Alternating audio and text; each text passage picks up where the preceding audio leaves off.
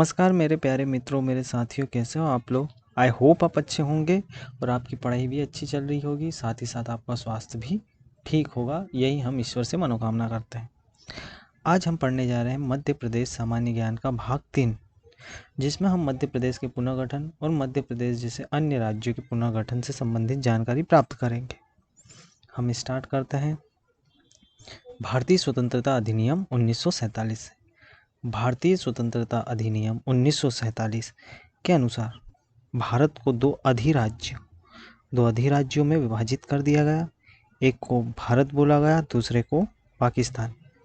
जैसा कि इस चित्र में आपको प्रदर्शित है भारत और पाकिस्तान की सीमा, यानी भारतीय स्वतंत्रता अधिनियम 1947 के अनुसार भारत उस समय के तात्कालिक देश भारत को, जो कि ब्रिटिश शासन के अधीन था, दो अधिराज्यों में विभाजित कर दिया गया।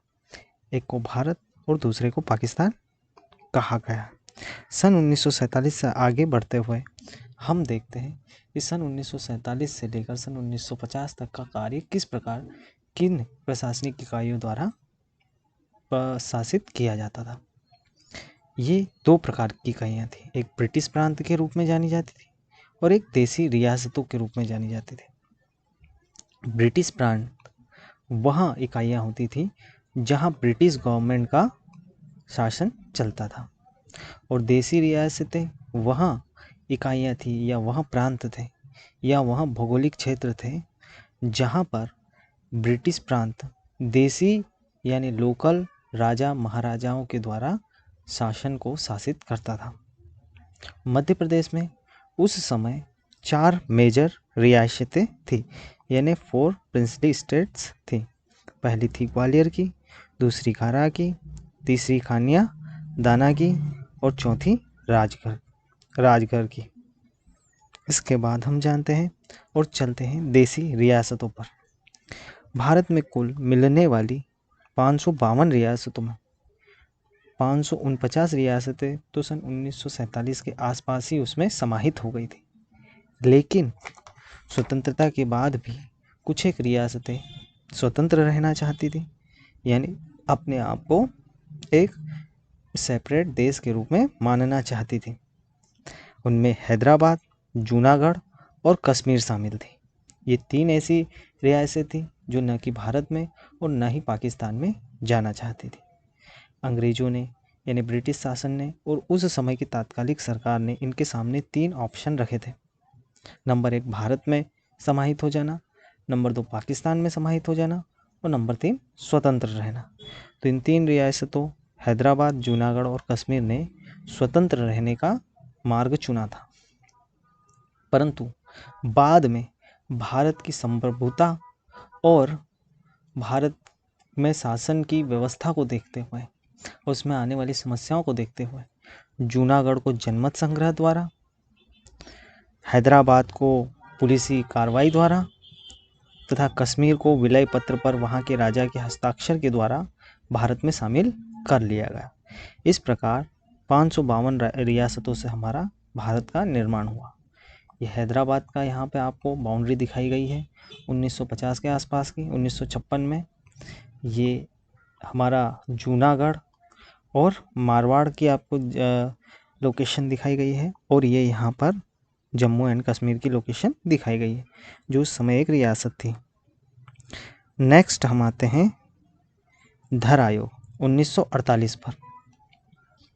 धर आयोग का गठन जून 1948 में भारत सरकार द्वारा किया गया। उस समय की तात्कालिक भारत सरकार द्वारा किया गया। इसका उद्देश्य राज्यों का पुनर्गठन करना था और एक बेस देना था, एक पृष्ठभूमि देनी थी जिसके ऊपर राज्यों का पुनर्गठन हो सके। ये पृष्ठभूमि जनरली 2 टाइप की निकल कर आई। पहली भाषाई आधार पर और दूसरी प्रशासनिक दृष्टिकोण, यानी प्रशासनिक दृष्टि से आसानी से शासन करने में आसानी होने के आधार पर राज्यों का पुनर्गठन करना। दिसंबर 1948 में इन्होंने रिपोर्ट प्रस्तुत की और इसमें बताया गया कि राज्यों का पुनर्गठन प्रशासन चलाने में आसानी की दृष्टि से, ताकि प्रशासन चलाने में कोई दिक्कत ना हो, इस दृष्टि से राज्यों का पुनर्गठन होना चाहिए। लेकिन वहाँ उस समय लोकल लोगों या आम जनों के द्वारा असंतोष व्याप्त किया गया इस थ्योरी के लिए। कारण वह अपने भाषा और कल्चर को विभाजित समझ रहे थे इस नज़रिए से, इसलिए उनमें असंतोष व्याप्त हो गया और इस आधार पर दिसंबर 1948 में ही एक नई कमेटी गठित की गई। लेकिन उसको जानने से पहले हम सन 1950 के समय पर चलते हैं और देखते हैं सन 1946 में हमें संविधान सभा का गठन हुआ। संविधान द्वारा भारत को 29 प्रशासनिक इकाइयों में बांटा गया और 4 भागों में इन 29 प्रशासनिक इकाइयों को शासित किया गया, जिसमें भाग क था गवर्नर शासित प्रदेश। भाग ख में 9 राज्य लिए गए जो कि वहाँ के विधानमंडल और शाही शासन द्वारा शासित किए जाते थे।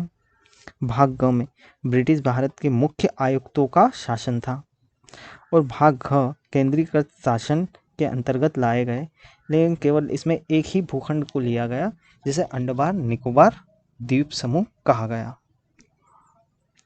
नेक्स्ट हम पढ़ते हैं 1948 में जो दिसंबर 1948 में धर कमेटी की रिपोर्ट आई थी, उससे आम जनों में जो असंतोष व्याप्त था, क्योंकि उसने भाषाई आधार पर राज्य के पुनर्गठन की थ्योरी को फेल कर दिया था। इसी वजह से जो असंतोष व्याप्त था उसे देखते हुए JVP समिति गठित की गई, जिसमें J for Jawaharlal Nehru, V for Vallabh भाई पटेल और P फॉर पट्टाभी सीतारमैया थे।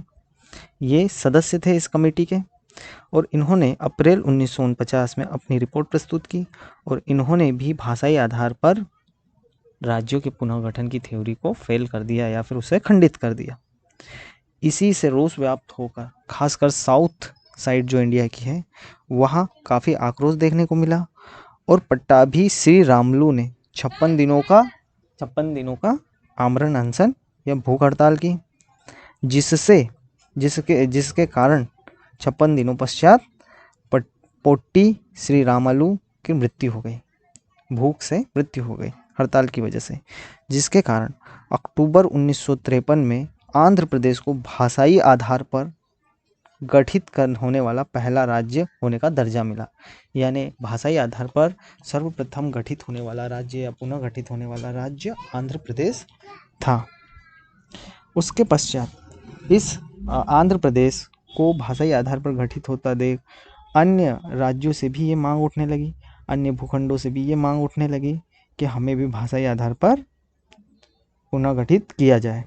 वहाँ के लोगों में भी ये मांग उठने लगी और दिसंबर 1953 में डॉक्टर फजल अली की अध्यक्षता में और उनके साथ 2 सदस्यों श्री हृदय कुंजरू जी और KM पनिक्कर जी जो उसके मुख्य सदस्य थे के संयुक्त रूप से एक फजल अली आयोग का गठन किया गया, जिसने 2 साल की कड़ी मेहनत पश्चात सन 1955 में अपनी रिपोर्ट प्रस्तुत की और भाषाई आधार पर राज्यों के पुनर्गठन की वकालत की। इस आधार पर 1 नवंबर 1956 को देश को भाषाई आधार पर राज्यों में पुनर्गठित कर दिया गया तथा इसके अनुसार 14 राज्य और 6 केंद्र शासित प्रदेश बनाए गए, जिसमें हमारा मध्य प्रदेश भी एक था। और 1 नवंबर 1956 में जो हमारा राज्य बना उसका नक्शा यहाँ पर प्रदर्शित है, जिसमें मध्य प्रदेश और छत्तीसगढ़ संयुक्त रूप से मध्य प्रदेश के रूप में थे। परंतु बाद में नवंबर 2000 में इसके 2 टुकड़े हुए और एक नया राज्य बना जिसे हमने छत्तीसगढ़ कहा। वो ये आपको नक्शे में दिखाई दे रहा है। Thank you for watching. अगर हमारा वीडियो आपको अच्छा लगा है तो प्लीज़ इसे लाइक और शेयर करें, और अगर आप मध्य प्रदेश के किसी भी एग्ज़ाम की तैयारी कर रहे हैं तो हमारे चैनल को सब्सक्राइब जरूर कर लें, क्योंकि यहाँ मध्य प्रदेश सामान्य ज्ञान को पूरी तरीके से डीप MP PSC के लेवल से लगाकर आपके कांस्टेबल के लेवल तक पूरे अच्छे तरीके से पढ़ने वाले हैं। Thank you for watching. Thank you for again.